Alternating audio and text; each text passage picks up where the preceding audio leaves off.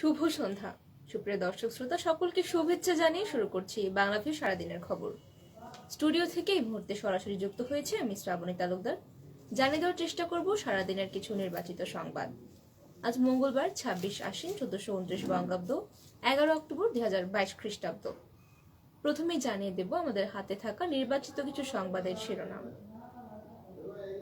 খাদ্য উৎপাদন বাড়াতে হবে, এটি এখন আমাদের জন্য অপরিহার্য বলেছেন প্রধানমন্ত্রী শেখ হাসিনা। সিলেটে বাংলাদেশ ব্যাংকের গেট থেকে অস্ত্রসহ আটক দুজনকে রিমান্ডে নেওয়ার আবেদন পুলিশের। সিলেটে গ্যাস রাজার থেকে হঠাৎ দাউ দাউ করে আগুন, অল্পের জন্য রক্ষা। ফের বাড়ছে বিদ্যুতের দাম, বৃহস্পতিবার আসতে পারে ঘোষণা। এশিয়া কাপ থেকে চির বিদায় বাংলাদেশের। এতক্ষণ শুনছিলেন সংবাদের শিরোনাম, এবার চলে যাব বিস্তারিত সংবাদে।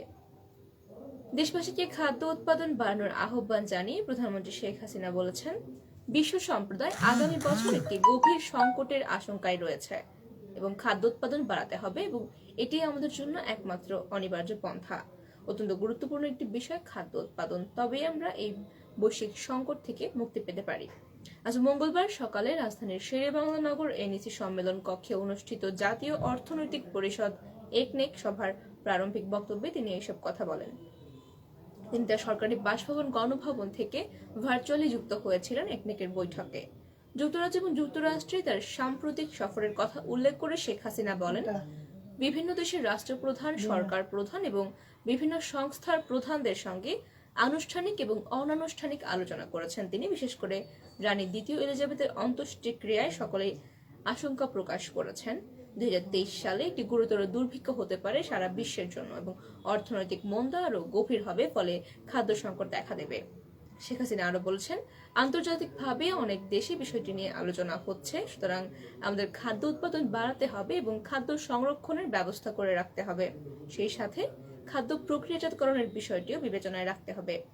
সরকার প্রধান আরো বলেন, খাদ্য উৎপাদনে মনোযোগ দিতে হবে এবং শুধু খাদ্য উৎপাদন নয়, সাথে সাথে সংরক্ষণের ব্যবস্থা করতে হবে। তাই জনগণকে কঠোর পরিশ্রমী হয়ে খাদ্য উৎপাদন করতে হবে এবং দেশের একটু আবাদি জমি যাতে অনাবাদি পড়ে না থাকে সবকিছু কাজে লাগানোর জন্য তিনি সকলের প্রতি আহ্বান জানিয়েছেন। চলে যাব পরবর্তী সংবাদে। সিলেট নগরের তালতলায় বাংলাদেশ ব্যাংকে জোর করে প্রবেশের চেষ্টাকালে আটক করা হয়েছে দুই যুবককে। এই দুই যুবককে রিমান্ডে নিতে চায় পুলিশ। ইতিমধ্যে গ্রেফতারকৃত দুইজনকে আদালতে তুলে 5 দিনের রিমান্ড আবেদন করেছে পুলিশ। আদালত রিমান্ড আবেদনের শুনানি আগামী বুধবার ধার্য করে ওই যুবকের কারাগারে প্রেরণ করেছেন। আজ মঙ্গলবার দুপুরে দুই যুবককে আদালতে প্রেরণ করা হয়েছে এবং আদালতে প্রেরণের পর 5 দিনের রিমান্ড আবেদন করেছে পুলিশ। জানা যায়, সোমবার দুপুর 12টার দিকে রুমেল এবং মাহিন নামের দুই যুবক বাংলাদেশ ব্যাংকের সিলেট বিভাগীয় শাখায় প্রবেশ করতে যায়। এ সময় তাদের গতিবিধি প্রবেশ পথে দায়িত্বরত নিরাপত্তা কর্মীদের কাছে সন্দেহজনক মনে হয় এবং তারা তাদেরকে স্ক্যানিং মেশিনের ভিতর দিয়ে যাওয়ার জন্য বলেন।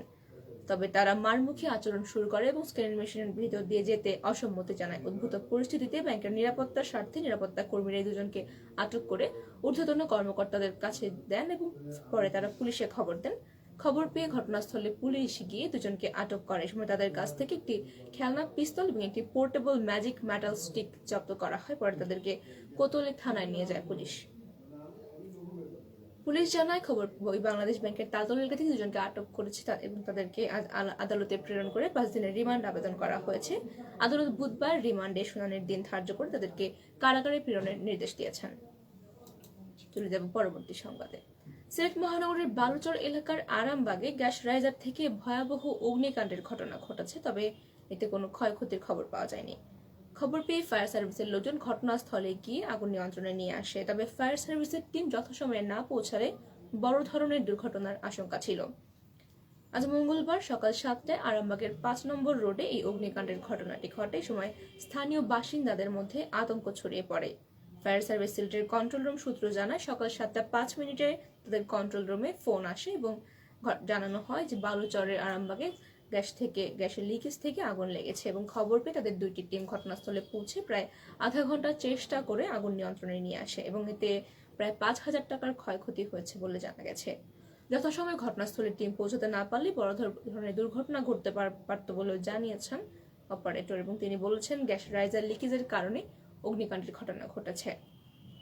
এদিকে স্থানীয়রা জানিয়েছেন যে ওই অগ্নিকাণ্ডে তারা অনেক ভীত হয়ে পড়েছেন এবং আতঙ্কিত হয়ে পড়েছেন, এবং তারা অভিযোগ করেছেন জালালাবাদ গ্যাস কর্তৃপক্ষের গাফিলতির কারণে এই আগুনটি লেগেছে বলে তাদের অভিযোগ, এবং তারা ধারণা করছেন একাধিকবার গ্যাস লিকেজের কথা জানানোর পরেও জালালাবাদ কর্তৃপক্ষ কোনো ব্যবস্থা নেয়নি। বিদ্যুতের পাইকারি পর্যায়ে নতুন দাম আগামী বৃহস্পতিবার ঘোষণা করা হবে। বাংলাদেশ এনার্জি রেগুলেটরি কমিশনের সদস্য মোহাম্মদ মকবুল এলাহী চৌধুরী বিদ্যুতের দামের সিদ্ধান্তের সত্যতা নিশ্চিত করেছেন, এবং তিনি বলেছেন আগামী বৃহস্পতিবার সকাল 11টা 30 মিনিটে বিদ্যুতের পাইকারি পর্যায়ে দাম বাড়ানোর ব্যাপারে সিদ্ধান্ত জানানো হবে। বিদ্যুতের দাম বৃদ্ধির লক্ষ্যে গত 18 মে গণশুনানি অনুষ্ঠিত হয়। নিয়ম অনুযায়ী গণশুনানির পর 90 কার্যদিবসের মধ্যে সিদ্ধান্ত নেওয়ার নিয়ম রয়েছে। মে মাসের গণশুনানির 90 কার্যদিবসের সময়সীমা শেষ হবে আগামী 14 অক্টোবর। এর আগে যেদিন বিদ্যুতের দাম বাড়ার ঘোষণা আসতে পারে বলে রোববার জানিয়েছিলেন বিআরসি চেয়ারম্যান আব্দুল জলিল, এবং আগামী বৃহস্পতিবার সকাল 11টা 30 মিনিটে বিদ্যুতের পাইকারি পর্যায়ের দাম বাড়ানোর ঘোষণা আসবে বলে নিশ্চিত করেছেন মকবুল এলাহী চৌধুরী। এবারে জানিয়ে দেব আমাদের হাতে থাকা সর্বশেষ সংবাদ। এশিয়া কাপ থেকে বিদায় নিল বাংলাদেশের নারী ক্রিকেট দল। নারীদের এশিয়া কাপে বাংলাদেশের জন্য দুঃসংবাদ এটি। আসর থেকে ছিটকে গেল বাংলাদেশ। বৃষ্টিতে পরিত্যক্ত হয়েছে বাংলাদেশ এবং সংযুক্ত আরব আমিরাতের মধ্যকার ম্যাচ। আর এই ম্যাচ পরিত্যক্ত হওয়ায় বর্তমান চ্যাম্পিয়ন বাংলাদেশ ছিটকে গেছে এশিয়া কাপের সেমিফাইনালের লড়াই থেকে। সকাল 10টা 45 মিনিটে অফিসিয়ালরা পরিত্যক্ত ঘোষণা করেন ম্যাচটি। যদিও বেলা 11টা 28 মিনিটে ম্যাচটি সবশেষ ওভার কমিয়ে খেলার সুযোগ ছিল, তবে বৃষ্টি এতটাই প্রখর যে মাঠে খেলা করানোর কোনো সম্ভাবনাই ছিল না। সিলেট আন্তর্জাতিক ক্রিকেট স্টেডিয়ামে ঝোড়ো বৃষ্টি আর বাতাসের মাত্রা তুলনামূলক অনেকটা কম হলেও এখনও মাঝে মাঝে বজ্রপাত হচ্ছে। এমত অবস্থায় ম্যাচ চালানো অসম্ভব, তাই পরিত্যক্ত ঘোষণা করা হয়েছে ম্যাচটি। বাংলাদেশ টুর্নামেন্ট শেষ করেছে আসরের 5 নম্বরে থেকে। লিগে 6 ম্যাচ খেলে 2 জয় 3 হার এবং 1 পরিত্যক্ত ম্যাচের হিসেবে 5 পয়েন্ট নিয়ে খেলা শেষ করেছে টাইগ্রাসরা। অপরদিকে সংযুক্ত আরব আমিরাত শেষ করেছে 6 নম্বরে থেকে। 6 ম্যাচ খেলে 4 হার 1 জয় এবং 1 পরিত্যক্ত ম্যাচের হিসেবে 3 পয়েন্ট নিয়েছে মোরর কন্যারা, এবং শেষ হয়েছে তাদেরও এবারের আসর। সুপ্রিয় দর্শক শ্রোতা, আপনারা এতক্ষণ দেখছিলেন বাংলাদেশের সারাদিনের খবর। এতক্ষণ সঙ্গে থাকার জন্য সকলকে অসংখ্য ধন্যবাদ। সবাই ভালো থাকুন, সুস্থ থাকুন এবং বাংলাদেশের সঙ্গেই থাকুন।